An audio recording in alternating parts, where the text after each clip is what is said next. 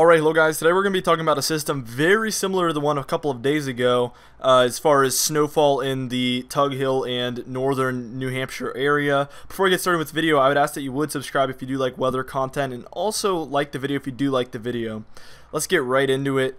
Looking at the European model precipitation type forecast real quick right here, you see it's mostly rain here for late tonight. This is 6Z, so this is right around 2 or 3 a.m. You see rain for the entire state of New Hampshire.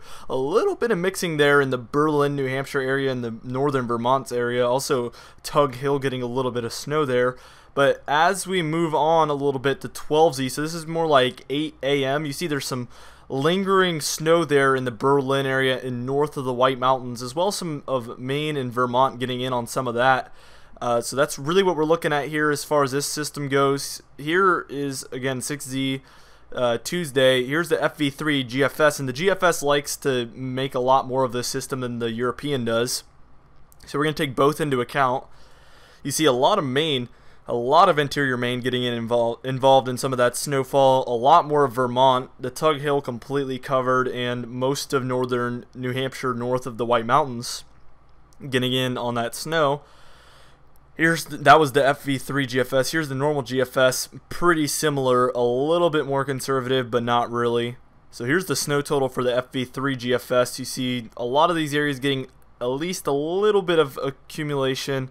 Probably won't stick, so this isn't snow depth, this is snow total. So this is what would accumulate if it could accumulate immediately. So maybe a dusting in some of these dark blue areas here in the United States, but pretty doubtful. And then here's the normal GFS, even more conservative, like I said.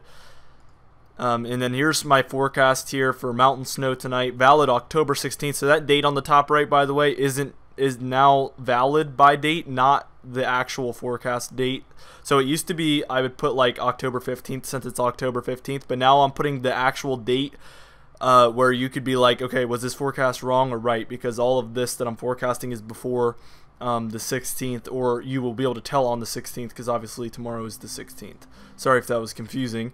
I hope that makes sense. So here's my snowfall forecast. You see, if there will be any accumulation, it would be on the Tug Hill, north of the White Mountains, or on the White Mountains. I'm pretty certain of this. This is what I want.